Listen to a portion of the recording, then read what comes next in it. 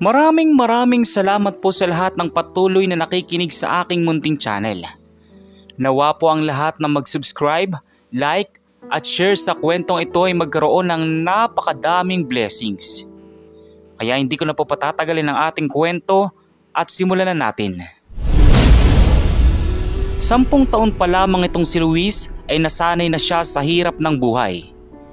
Maaga kasi siyang naging ulila dahil sa maagang pagkamatay ng kanyang tatay.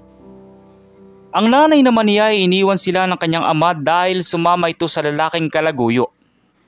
Madami kasing bisyo ang kanyang tatay na si Mang Fernando noon at nalugi ng negosyo nila. Kaya iniwan siya at ipinagpalit sa ibang lalaki. Simula noon ay hindi na niya muling nakita ang kanyang nanay na si Aling Dana. Wala na din siyang balita na kung nasaan na ba ito at kung ano na ba ang kalagayan nito sa buhay. Kahit kasi may galit siya sa ina ay gusto niya pa din itong makita. At matanong ang ibang dahilan kung bakit sila iniwan ito.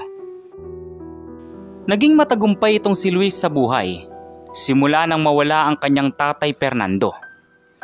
Sa murang edad niya noon na naiwang mag-isa ay binuhay niya ang kanyang sarili sa pamamagitan ng paglalako ng mga paninda. Katulad ng mga sigarilyo, candy at mga tubig. Hindi siya tumutulad sa ibang bata na nanlilimos na lang sa kalsada at umaasa sa ibang tao para mabuhay. Bagkos ay nagsikap siya noon upang umangat at umasenso ang kanyang buhay. At dahil nga sa sipag at determinasyon ay nakaahon siya sa kahirapan. Nang makaipon ng maraming pera mula sa paglalako ng iba't ibang paninda, ay nagsimula siya na magtayo ng water refilling station sa edad na 14 years old pa lamang. Nung nagsimula ang kanyang negosyo ay siya lamang mag-isang nag-manage nito. Ngunit habang tumatagal at dumadami na ang customer niya, ay kumuha na siya ng 2 tauhan na mapagkakatiwalaan sa kanyang negosyo. Matalino itong si Luis pagdating sa negosyo.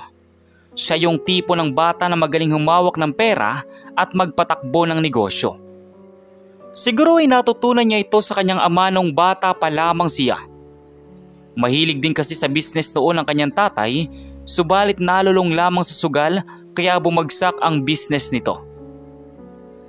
Sa kabilang banda naman, mabilis na nagkaroon ng iba't ibang negosyo itong si Luis.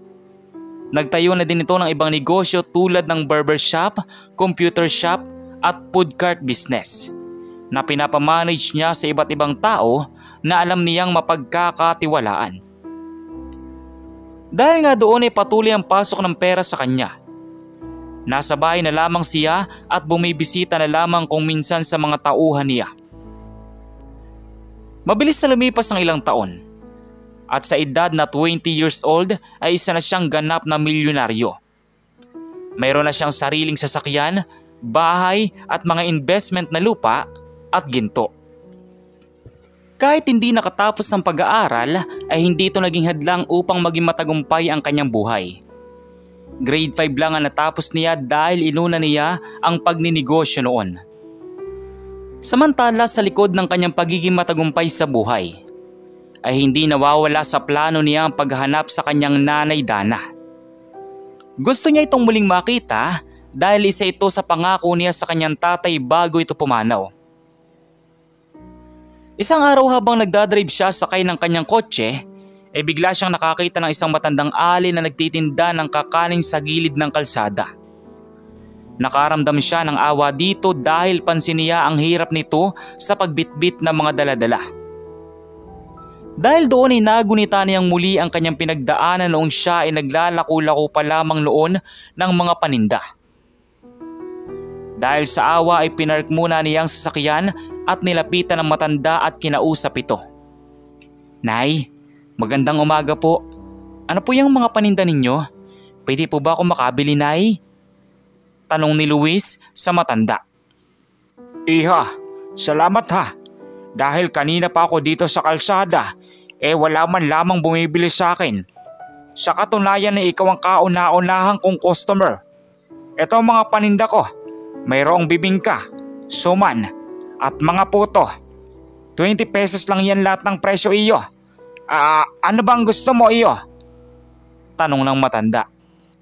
"Sige Nay, Bilhin ko na po yan lahat para po makapagpahinga na po kayo at makauwi na kayo sa bahay ninyo. Ang init-init po oh. Delikado po para sa inyo ang init dahil usong-uso po ngayon ang heat stroke. Sa edad niyo po na yan, kailangan pong nasa bahay lang kayo nag-i-stay. Saan po bang anak ninyo? At bakit kayo lamang po naghahanap buhay? Hindi po ba nila kayo sinusuportahan? Tanong niya. Iya, nasa bahay ang aking anak. PWD kasi siya at hindi naman ako matutulungan. Bulag kasi siya iyo. Kaya ito, ako na lang muna ang naghahanap buhay para may makain kami sa araw-araw. Mabuti na lamang at may mabait akong kapitbahay doon at tinitingnan-tingnan nilang anak ko. O iho, nako, napapahaba na ang ating kwentuhan. Ano, totoosin ko na ba lahat ng ito at ibabalot ko na? Tanong ng matanda. Nako lola, huwag nyo na pong ibalot. Ibigay nyo na lang po yan ng libre sa mga batang kalye dyan po sa kalapit po ninyo. Basta lahat po ng yan ay babayaran ko. Ito po ang bayad, may sobra pa po dyan. Sa inyo na po ang sukli. Pero siguraduhin nyo po na uuwi na po kayo at magpapahinga po ha. Sigurado din po ako na inaantay na kayo ng anak ninyo sa bahay. Mag-iingat po kayo pa uwi. Siya sige na po nay. Mauna na po ako at may lakad pa po ako. God bless po nanay. Sabi ni Luis sa matanda. Naku iha, maraming salamat ha. Nawa ay madami pang biyaya ang dumating sa'yo dahil sa kabutihan ng iyong puso. Napakaswerte ng mga magulang mo sa iyo iha. Sige na, umalis ka na at baka malit ka pa sa lakad mo. Mag-iingat ka ha. God bless you din. Sabi naman ng matanda bago tuloy ang umalis itong si Luis. Habang nagdadrive itong si Luis ay hindi mawala sa isip niya ang matandang vendor na nakausap niya kanina. Tila ba napakagaan ang loob niya dito. Parang may kakaiba siya na nararamdaman sa matanda na hindi niya maipaliwanag. Isa pa ay naaawa din siya sa matanda dahil nakita niya ang mukha nito. Tila nasunog ang mukha nito dahil sa isang trahedya. Dahil doon ay muling bumalik sa alaala niya ang mga nakaraan. Naalala niya ang kanyang nanay na matagal na niyang hinahanap. Kung susumahin kasi ay halos kaedad ng matanda ang kanyang nanay Dana.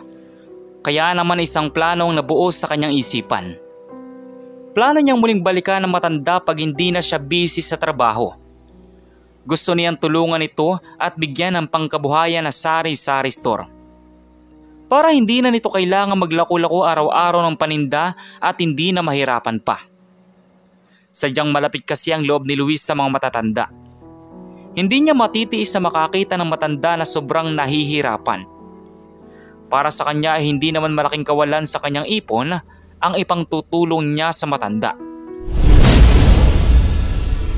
Samantala mabilis ngang lumipas ang mga araw. Namili si Luis sa grocery store na mga ibibigay na paninda sa matanda. Binili niya ang lahat ng pangangailangan ng mga ito para sa itatayong sari-sari store. Matapos nga makapamili ay agad siyang nagtungo sa matanda. Nay, kamusta na po kayo? Ano po, nakabenta na po ba kayo ng mga paninda ninyo? Tanong niya sa matanda. Tila hindi naman agad siya nakilala nito. Teka muna iya, kilala ba kita? Sino ka? Bibili ka ba ng paninda ko? Tanong ng matanda. Naku nanay, nalimutan naman na ba agad ako? Ako po yung bumili ng paninda nyo ng mga nakarang araw. Yung bumili po ng lahat ng tinda ninyo. Pagpapaalala pa niya. Nako iho, ikaw pala yan. Pasensya ka na at hindi na kita naaalala. Matanda na kasi ako at medyo malilimutin na. Nga pala, ano nga pala ang pangalan mo iho? Pasensya ka na at hindi agad kita nakilala. Tanong ng matanda.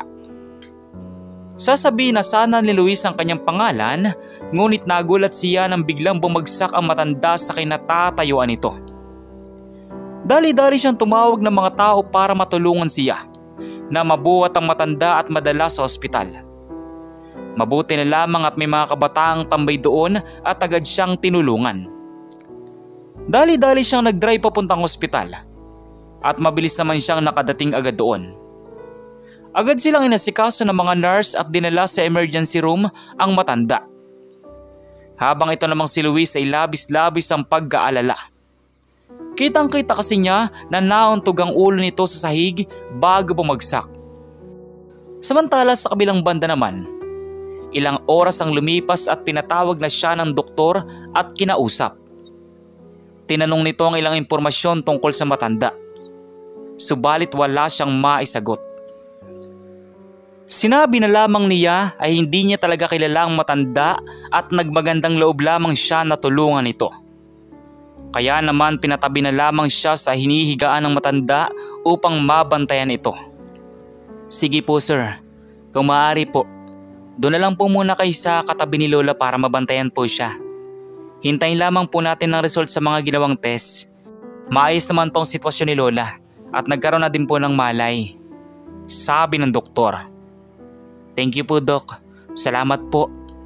Pagpapasalamat ni Luis bago pa tuluyang pumunta sa kwarto ng matanda. Pagpasok niya ay nakita niya nakahigang matanda. May ngiti ito sa labi na parang nagpapaiwatig ng pagpapasalamat. O Lola, mukhang okay na po kayo ah. Nakangiti na po kayo. Kamusta po kayo? Okay na po bang pakiramdam niyo po? Tanong ni Luis. Nako, oo iha.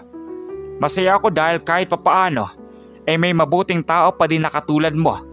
Gusto ko sana magpasalamat sa iyo sa lahat ng tulong mo. Pasensya ka na ha. Sa totoo lang kasi hindi ako kumain ng almusal. Kaya siguro nahilo ako at nawalan ako ng malay. Pero ngayon, okay na naman ako. Gusto ko na nga na umalis dito. At baka malaki ang babayaran ko sa ospital. Wala akong pambayad. Tapos ang anak ko, walang kasama sa bahay. Paniguradong hinihintay na ako noon. Sabi ng matanda. Naku Lola, huwag na po kayo mag-alala sa bill sa ospital. Ako na po ang bahala sa lahat. Tsaka makakalabas naman din po kayo agad dito ngayon. Waiting lang po tayo ng result sa mga test na ginawa po sa inyo kanina. At pagkatapos po nun, ihatid na lang po kita sa bahay ninyo. May sorpresa din po kasi ako sa inyo. Nakangating sabi ni Luis. Maya-maya pa'y dumating na ang result ng matanda. Laking pasasalamat naman ni Luis dahil normal naman daw ang lahat ng test. Matapos noon ay agad na siyang nagbayad at agad na silang lumabas ng ospital. Hinatid niya ang matanda sa bahay nito. Medyo malayo-layo ang bahay nito sa highway. Mabuti na lamang at maluwag ang daanan kaya nakalusot doon ang kotse na gamit niya. Iha, dito na ang bahay ko. Dito man ako ibaba. Salamat ha. Pero bago ka umalis, pumasok ka muna sa bahay ko at magkape ka muna. Meron ako ditong kape para mainitan ang tiyan mo. Siguradong nalipasan ka na ng gutom kanina. Sabi ng matanda. Kitang-kita ni Luis ang kahirapan nito dahil sa estilo ng bahay nito na tagpi-tagping pader na gawa sa plywood. Sige po Nay, pagbibigyan ko po ang alok ninyo. Pero bago po ako pumasok, ilalabas ko lamang po ang sorpresa na sinasabi ko po sa inyo kanina. Sabi ni Luis bago binuksan ang likod ng sasakyan. Nay, ito po ang sorpresa na sinasabi ko sa inyo. Simula po ngayon, hindi niyo na po kailangan maglako ng pagkain sa kalsada. At magtatayo na lamang po kayo ng sari-sari store sa bahay ninyo. Okay po ba? Tsaka wag na po kayo mag-alala. Ako na po ang magpapagawa ng tindahan nyo dito sa bahay. Ako na po ang bahala sa lahat ng gastusin. Nakangating sabi ni Luis. Napaluwa naman ang matanda dahil sa sorpresa niyang dala. Maraming salamat iyo sa tulong na binibigay mo sa akin.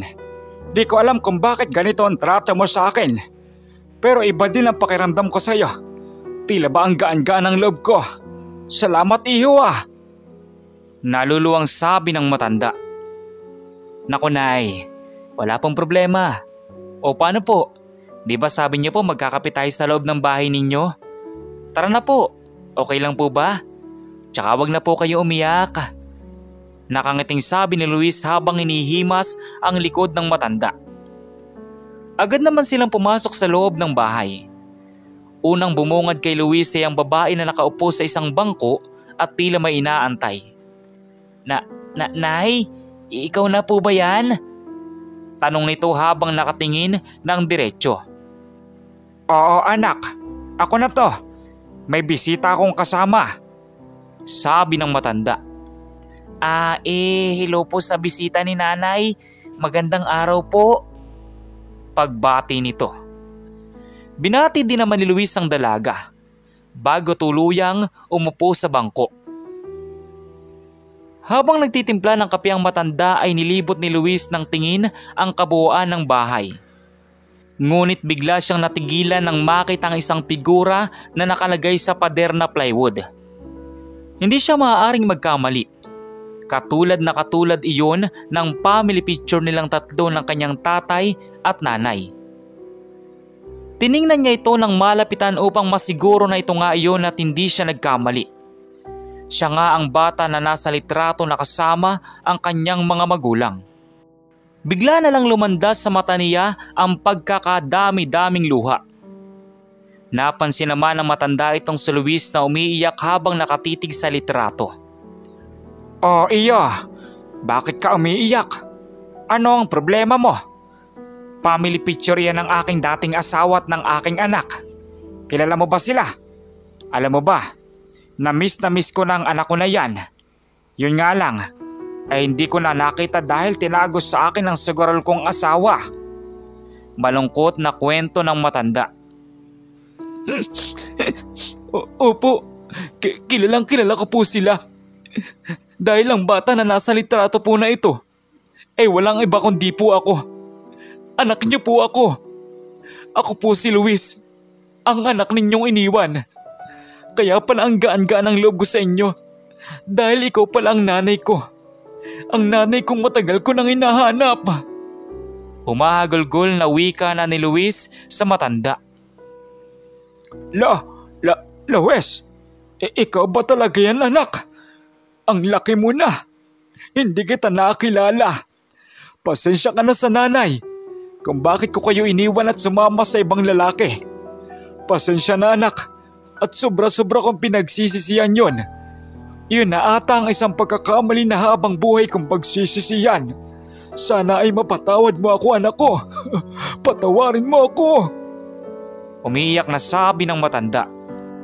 Agad na nilapitan ni Luis sa matanda na nanay niya pala at niyakap. Matagal ko na po kayong pinatawad, Nay.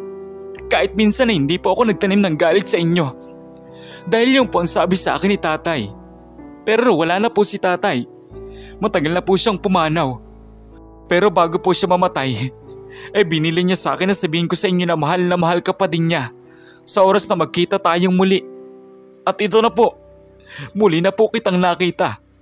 At hindi na po ako papayag na muli kang mawalay sa akin. Mahal na mahal po kita, Nay. Umiiyak na sabi ni Luis. Nang araw na pagtatagpo ng mag-ina ay halos bumaha ng luha. Pinaliwanag din ng matanda ang lahat ng malagim na nangyari sa kanila sa kamay ng pangalawang asawa. Sinasaktan sila nito dahil adik pala ang lalaki. Ang lahat ng peklat na nasa mukha ng matanda ay dahil sa asidong ibinuhos ng kanyang asawa. Dahil doon ay malaki ang pinagbago ng mukha niya na halos hindi na din makilala sa dating itsura nito. Ang bulag naman na dalaga ay ang naging anak ng matanda sa pangalawang asawa na sa makatuwid ay kapatid ni Luis sa ina, ang dalagang bulag na nagpakilalang si Lorna.